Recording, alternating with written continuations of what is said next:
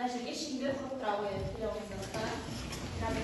Әдісіміз сиқырлы сандықша деп аталады. Мына сандықшаны ашу арқылы, ішін қарау арқылы біз әлемдегі мектебіміздегі ең әдемі, ақылды, тәртіпті, сабырлы адамды ішінен көре аламыз.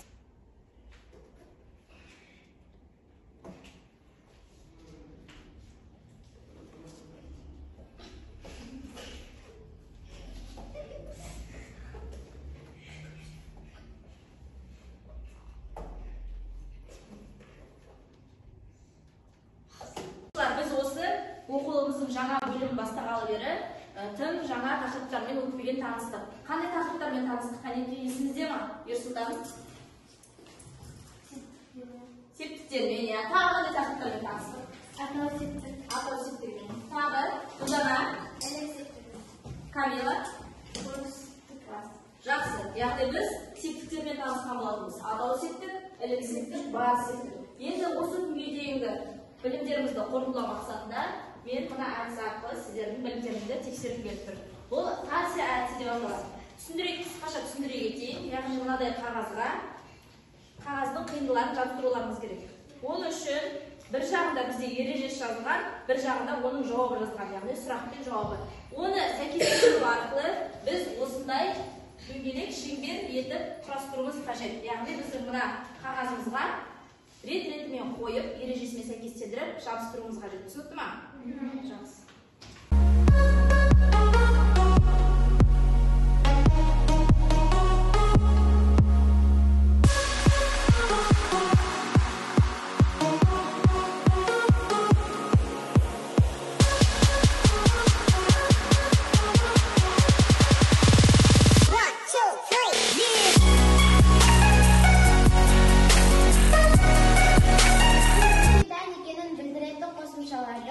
Тәуелдік жалғауы деп атайды. Зат есімнің септік жалғаулары арқылы өзгеруін зат есімнің септелуі дейді. Тек оймен, ақылмен ғана сезіп білетін сөз атаулары ерексіз зат есімдер. Қазақ тілінде 7 септік бар. Атау септік, Кім не, кімдер нелер. ілік септік, Кімнің ненің жалғауларын Осы уақытқа дейін 7 септіктің біз үшеуімен таныстық. Атау септігі, ілік септік және бар септік. Енді бүгінгі жаңа тақырыбымыз табыс септік деп аталады. Тақырыппен танысу үшін мына бейнежазбаға назар аударайық.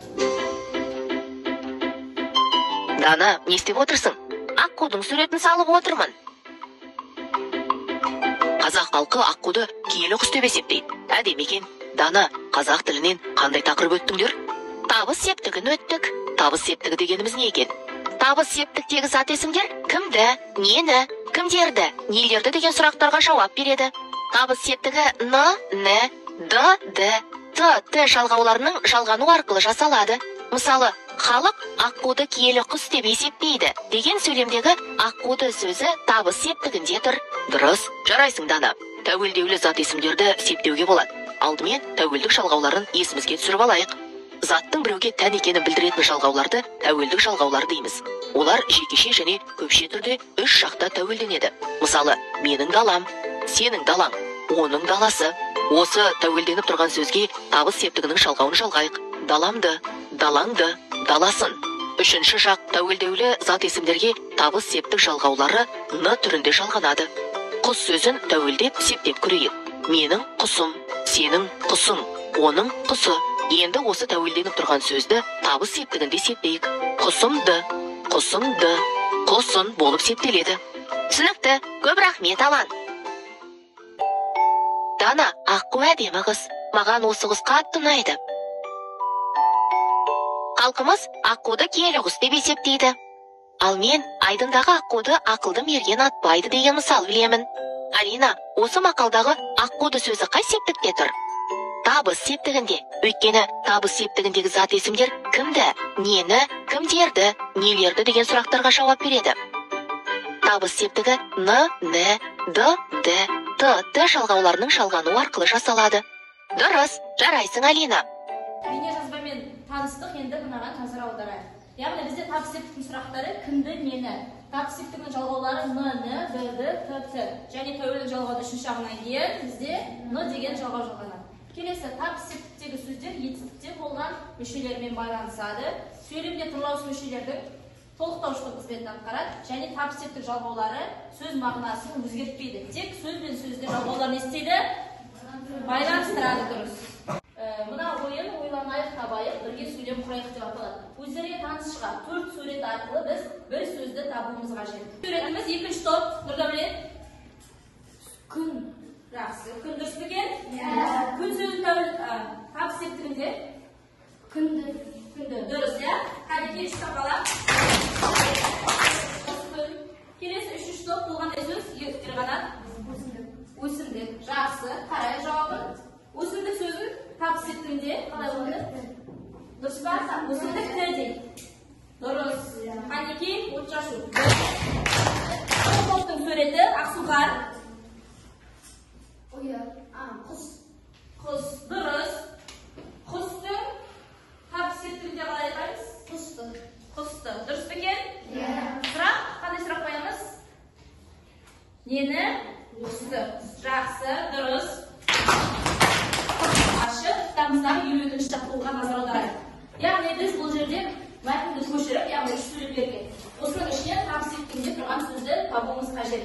Қане кетіңіз шығады тақтаға? Ибрахим келауы. 52-ші тақтау.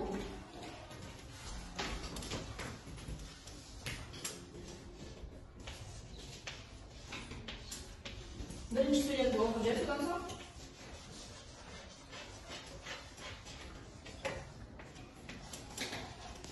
Бірінші сөйлем. Халық ақылды киелі құс деп атайды. Қане жазайық? Ақылды киелі құс деп есептейді. Бұл жердегі табыс септігіндегі тұрған сөз қайсысы? Ақылды. Қане талдай қойып көрсек, қайсысы табыс септігінің жалғауы? Ақыл түбірсіз. Дегеніміз табыс септігінің жалғауы. Дұрыс, иә бізде? Жарайсың. Отыра қой. Келесі сіздермен мынадай жұмыстарын жүргізіп тұрып, таза тақта әдісі деп аталады. Қазір мен түсіндіремін. Тақтаға назар аударайық. Яғни бізде бұл жерде 10 сөз берілген. Осының ішінен қазір мұғалімнің айтылған нұсқау бойынша қай септікті айтам? Мысалы, атау септігі десек, атау септігіндегі сөзді бірден ала қою керек. Қанекей? Яғни, ағызда біз қабіле ойында. Тапсырмаңыз қолын сүріп қоя қалғанда жақсы. Қанекей? 1, 2, 3. Бір септік. Ол бір жылым шалды. Келесі табыс септік. Келесі атау септік. Күнделікті аламыз, тапсырманы жазамыз. Жақсы оқып сабақта бестік болсын бағамыз. Аламыз, үй жұмысын жазамыз. Жақсы оқып сабақта бестік болсын бағамыз. Бұның не екенін бағамыз білеміз ба? Яғни бізде күнделікті өмірімізде телефондарымызға хабарламалар келіп жатады. Сол сияқты сіздердің бүгінгі сабақтан алған әсерлерімді, түскендерімді сұрақтар болатын болса, мына телефонға жазып, хабарламамызды әкеліп мында сала қоямыз.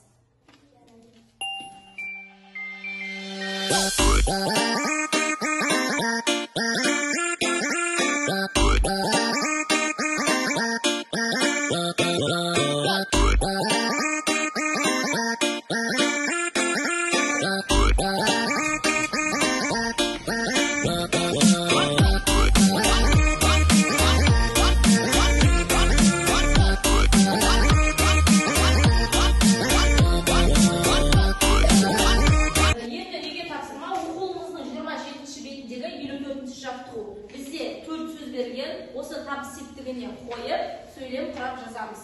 Тапсырма түсінікті ма?